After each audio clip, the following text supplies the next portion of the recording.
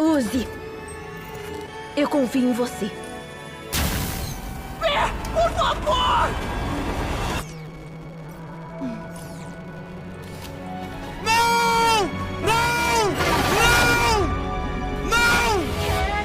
Não! Esse vídeo vai ser difícil. Opa, eu sou Blashit e vamos falar de Murder Drones. O episódio 6 começa com uma bela paisagem praiana. Até as luzes se apagarem, dronesauros e sentinelas começarem a rondar esse escritório e essa drone ter um fim nada legal. Voltando para a cena do cliffhanger, ao invés de uma cena de batalha épica, tivemos... Tessa?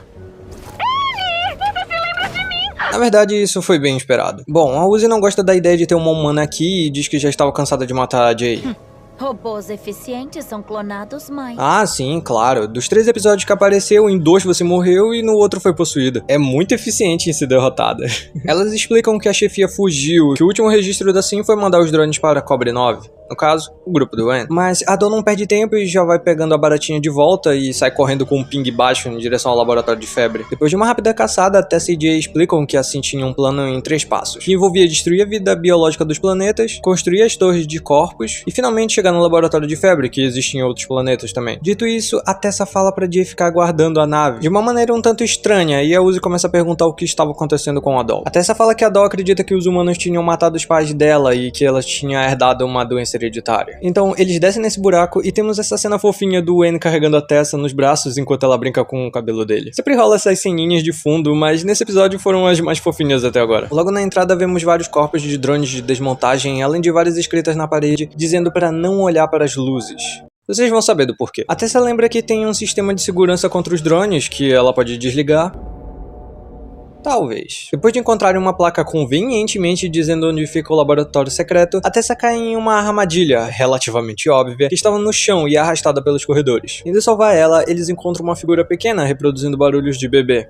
A gente vai atirar no bebê agora? Podia ter pedido antes! Que isso, Annie? Meu Deus! Nisso, outra drone aparece jogando um braço e ativando o pulso eletromagnético que faz todos apagarem por um tempo. Quando Uzi acorda, ela está com um imã na cabeça que parece funcionar como uma espécie de anestésico de alguma forma e atrapalha no uso do solucionador absoluto. Além disso, descobrimos que essa drone se chama Alice e é uma sobrevivente desse local desde que a Nori deixou eles pra morrer. Ela também sabe muito bem mexer com as peças dos drones, mantendo aqueles núcleos em altas temperaturas para não começarem a se reconstruir e tudo mais. Ou seja, aqui estão os outros esquadrões que a Jay mencionou. Aquele drone bebê estava desmontando o Wen em outra sala e ele parecia estar gostando e até dando dicas de onde cortar. Pera, Annie, você é masoquista? Aí a Alice pede mais imãs para ele e ele sai da sala, dando uma brecha para Tessa e Annie se soltarem, sem antes de esquecer do tchauzinho, é claro. Aí ele, percebendo que eles fugiram, ele volta para Alice que solta os dronesauros vigias pelos corredores. Nesse meio tempo, a Tessa fala para o Wen sobre o que aconteceu na Terra. Depois do ataque da SIM, ela meio que escapou e começou a espalhar a infecção para outras colônias humanas pelo universo até chegar em Cobre 9. E no meio disso, a Terra foi totalmente destruída. A Tessa veio para Cobre 9 encontrar uma lista dos drones infectados para levá-los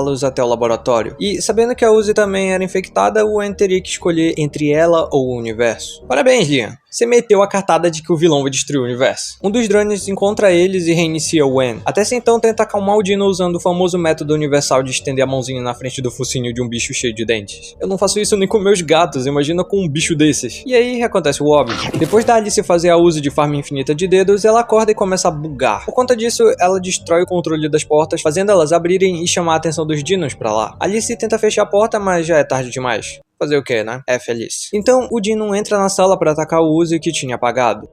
De novo. Mas o bebê drone atrai ele e se sacrifica para libertar Vi. Bebê. Nós sempre lembraremos de seu sacrifício. Mas não vamos ficar tristes por causa de um personagem fictício, né?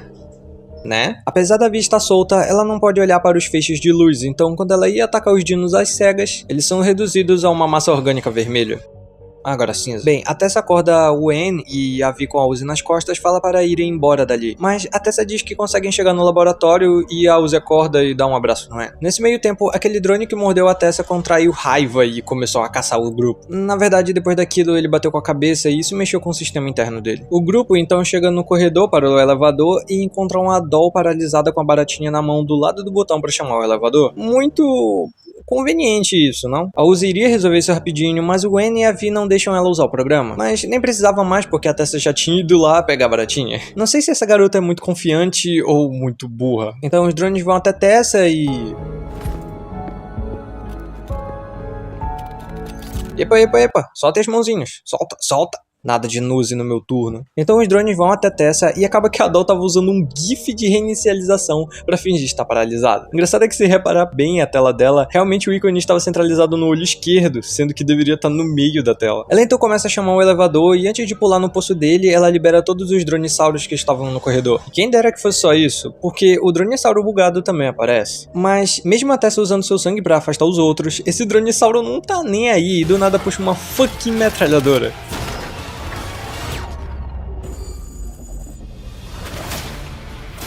A Vi é braba demais, mas por que sinto que já vi isso antes? Alright, death it is. Ah tá. Bem, a Uzi tenta usar o programa pra abrir um buraco no elevador, mas ela começa a ser possuída e pra tentar impedir isso, o Wen corta o braço dela. Mas ainda assim, ela dá um sorrisinho macabro com Misme. Enquanto eles entram, a Vi tá saindo no X1 com o dronesauro bugado. Quando ela ia finalizar ele, outro Dino aparece e de alguma forma consegue fazer o elevador começar a subir. Então, a Vi diz... Annie, eu... Não, Fê! A gente precisa de você! Ah, Uzi, eu confio em você. E decide ficar pra trás. Vamos pra parte de teoria logo. Esse episódio foi absurdo. Tivemos algumas confirmações e muitas teorias do canal foram por água abaixo por conta do quão imprevisível o roteiro dessa série é. Tipo, em que outro lugar vocês vão ver uma drone e um dinossauro tendo uma luta de espadas? Se um de vocês disser que previu isso, tá de brincadeira. Não, eu não acredito. Vocês estão mentindo. Fora as cenas de ação e suspense insanamente boas desse episódio. Então, vamos seguir os ensinamentos da Alice e ir por partes. Primeiro sobre a Jay. Segundo ela mesma, drones mais eficientes são clonados mais. Porém, como exatamente funciona essa clonagem? Porque vimos que ela estava liderando esse esquadrão até ser totalmente destruída no episódio 2, sobrando apenas o seu núcleo que se teletransportou pra sabe lá onde. E então no fim do episódio 3, ela chega no Encobre 9 como se nada tivesse acontecido. A ideia mais óbvia é que o núcleo tinha se teletransportado para a nave antes da entrada da órbita de Cobre 9, mas ela precisaria de bem mais do que uma nave para se reconstruir. Pelo que vimos, todas as 3 naves que apareceram no fim do episódio 1 pousaram. Fora que isso não seria clonagem, apenas uma fuga para se reconstruir em outro lugar. Também tem a ideia de que a Tessa estava carregando um corpo reserva sem núcleo da Jay, mas sinceramente não parece nada prático carregar um corpo nessa nave pequena só para caso a Jay não consiga material a tempo ou fique totalmente encurralada para se teletransportar para cá. Faz sentido. Não duvido que a Tessa faria isso com outros drones, mas é pouco provável. Então a melhor opção é a de que essa Jay é a original, e a que vimos liderando o grupo no episódio 1 era uma cópia. O que também levanta a questão de se o Wen e a Vi que estamos acompanhando também são os originais, mas como não sabemos exatamente o que define o nível de eficiência de um drone, vamos apenas considerar que eles são sim os originais. Isso também pode querer dizer que alguns desses drones que apareceram na entrada do escritório podem ser de clones de outros dos esquadrões, que a propósito ainda estão vivos graças a Alice manter eles presos em altas temperaturas. Agora sobre a Tessa. Depois da luta contra a criatura mais forte do universo usando taça de vidro, ela foi encontrada pela JC Jensen na mansão que ficou bem destruída. Em algum momento depois disso, a chefia da empresa sumiu, assim, mandou drones para outros exoplanetas e destruiu a Terra. Foi aí que perderam o rastro dela. Então agora a missão da Tessa é encontrar uma lista de drones que estavam infectados no laboratório e destruir todo o local, já que segundo os passos da Sim, todos os locais com esse símbolo são importantes para o plano dela. Só que, para alguém que está correndo contra o tempo para salvar o universo, ela está bem relaxada. Até dispensou a ajuda da Jay e mandou ela vigiar a nave em uma cena minimamente estranha e suspeita. Claro que isso levantou algumas questões, tipo, vocês já deram like no vídeo? Ou já se inscreveram? E a Tessa é realmente a mesma que vimos no episódio 5? Bom, pelas fotos que ela mostrou no computador, parece que ela foi a única sobrevivente da mansão. Como assim disse no episódio passado, ela parece ser o tipo de pessoa facilmente abalável, então ela deveria estar minimamente traumatizada com a morte dos pais dela, mesmo eles sendo tão rígidos, já que eles eram os únicos humanos que ela teve contato até aquela festa. Mas esse não é o caso aqui. Ela também tem umas cenas bem sus e trata seus drones com uma certa indiferença em alguns momentos, como na cena da Jay. Jota, cuida da minha nave. É claro, chefe. E com o Wen.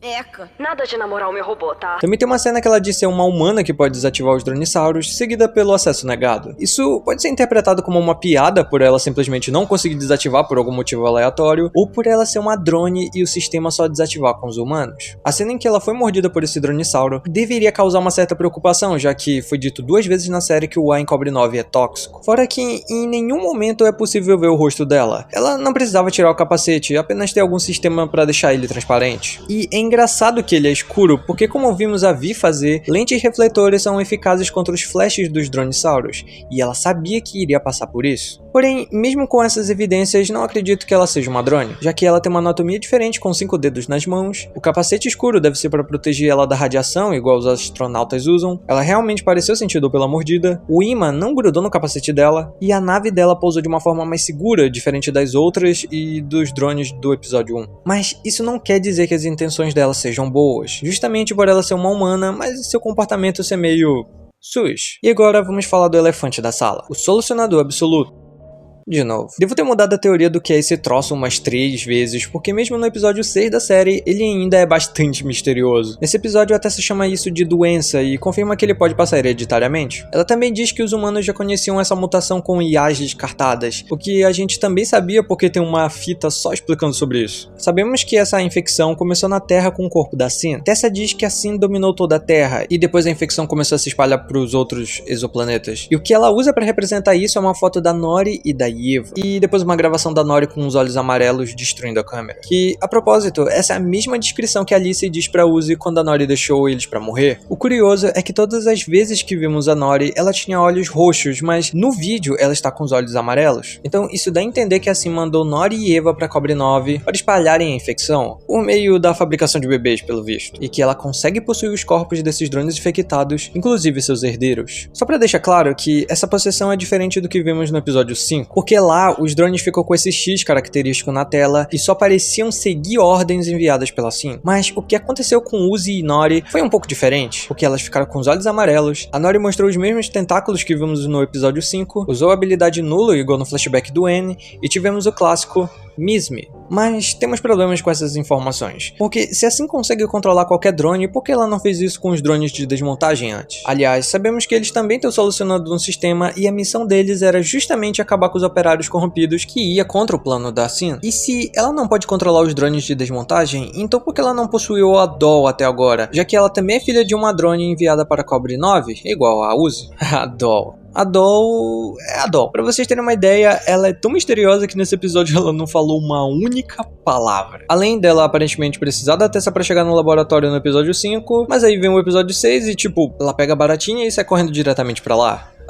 Glitch, eu perdi alguma coisa? Fora que ela começou a usar esse tapa-olho desde o episódio passado, sendo que não faz sentido nenhum. Ela tomou um belo de um tiro no episódio 3 e se regenerou sem problemas. Se ela consegue se recuperar disso, ela só deve estar usando esse troço porque sim. Talvez daria pra fazer uma teoria de que na verdade esse tapa-olho era da Eva, já que vimos nessa foto que por algum motivo ela estava com esse mesmo olho danificado. Então a Doll deve estar usando isso pelo valor sentimental igual ela estava fazendo com aquela gargantilha. Só que isso também levanta a questão do porquê a Eva usava um tapa-olho sendo que ela poderia se regenerar também. Caraca, precisa ser um Sherlock Holmes pra conseguir fazer uma teoria consistente dessa série. Então vamos pra Uzi. A possessão dela já é algo que estava sendo preparada desde o episódio 1. Quando o solucionador se ativa, os glitches são amarelos igual nesse episódio. Então pode ser que assim estava tentando controlar o Uzi para terminar os passos que a Jade falou, já que, segundo o pai dela, se agir fortes, e com ela eu acabei com o sofrimento da sua mãe quando os robôs matadores jogaram ácido nela. Então, sem a Nori, o plano foi interrompido. Claro que tinha Eva, mas a morte dela é meio confusa, porque, segundo a Doll, ela viu os pais irem de arrastar pra cima, e como ela ataca a Vi no episódio 3, mostrando até um flashback, então isso dava a entender de que foi ela quem fez isso. Mas nesse episódio, a Tessa fala que ela acha que os humanos fizeram alguma coisa com os pais dela. É porque ela herdou uma doença, sabe? Então temos 3 opções para esse caso. Os humanos no laboratório mataram eles, já que em alguns glitches da Doll vimos o mesmo símbolo do laboratório de febre, além do nome da Nori. A Vi matou eles. Isso faria a Tessa estar mentindo pra Uzi por algum motivo. Ou a Vi matou eles, mas assim como a Uzi, ela botou a culpa nos humanos, já que foram eles que enviaram os drones de desmontagem. Façam suas apostas. Então, sem a Eva e a Doll não sendo possuída por algum motivo, só restou a Uzi pra se possuir. Só é estranho que isso demorou uns 15 anos pra acontecer, já que a Uzi deve ter mais ou menos essa idade. E é aqui que chegamos no plano de destruição dos planetas. Por algum motivo, assim quer sair por aí destruindo tudo. Facilmente daria pra dizer dizer que é pra acabar com todos os humanos espalhados pelo universo, mas se esse fosse o caso, o plano acabaria na parte de destruir a vida no local. Porém, fica mais estranho ainda, porque quando a Jay mostra um holograma para representar o que ela estava dizendo, vemos naves iguais aos que os drones de desmontagem vieram. Ah, mas pode ter sido a nave que a Nori e a Eva vieram. Sim, pode até ser que vieram vários drones operários infectados, mas isso cai por terra quando o próximo passo disso é levantar as pilhas. Essas pilhas aqui se parecem muito com essa pilha aqui, que foi feita pelo esquadrão do Wen. Então isso quer dizer que apesar de estarem acabando com os operários corrompidos, eles estão fazendo exatamente o que o plano da Sin manda. Então acredito que quando a chefia se mandou, como a Jay diz, a empresa já tinha sido tomada pela infecção. Então não foram os humanos que mandaram o grupo do Wen para Cobre 9, foi a Sin que estava fazendo eles indiretamente concluírem o plano por baixo dos panos. Aquela clone da Jay recebia a ordem diretamente da Sin por aquele comunicador, e como ela era a líder, ela ordenou que era para fazer aquela pilha de corpos. Isso também confirma que o Wen e a Vi são os originais, porque eles tiveram suas memórias apagadas para não suspeitarem de nada. Só que essa teoria quebra na hora que você pensa que a Sin mandou eles para Cobre 9, e aí um deles mataram a Nori com os nanitos, e a Vi supostamente matou a Eva. Meu Deus, não é difícil fazer teoria sem furos. Ok, dá pra consertar isso. A Nori deve ter morrido quando a Uzi ainda era pequena, já que ela não lembra muito da sua mãe.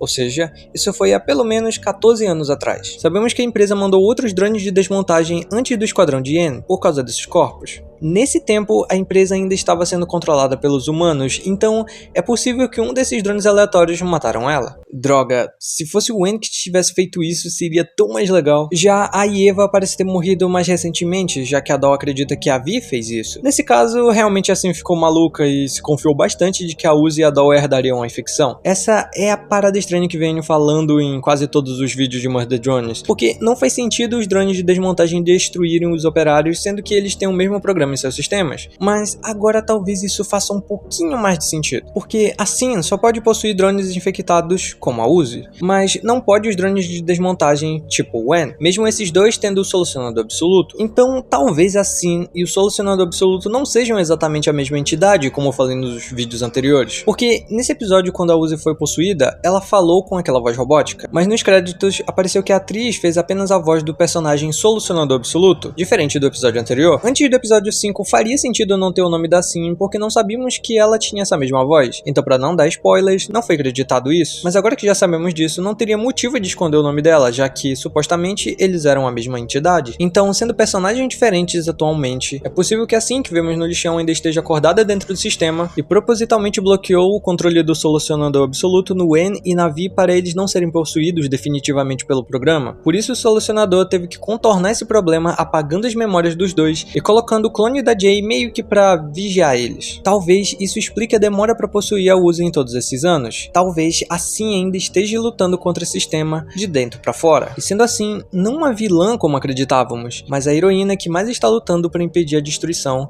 de todo o universo. Só é uma pena que a Uzi agora é a administradora do solucionador no Wen e na Vi, mas vai ser possuída pelo programa, então meio que os esforços da Sin foram em vão. Mas por isso é tudo que meus 7 neurônios conseguiram pensar pra deixar toda a lore de Murder Drones bem amarradinha. E não duvido que essa corda vai desatar no primeiro teaser que sair do episódio 7. Obrigado pelo seu tempo até aqui, e fique com esses vídeos que acredito que vocês vão gostar. Fui!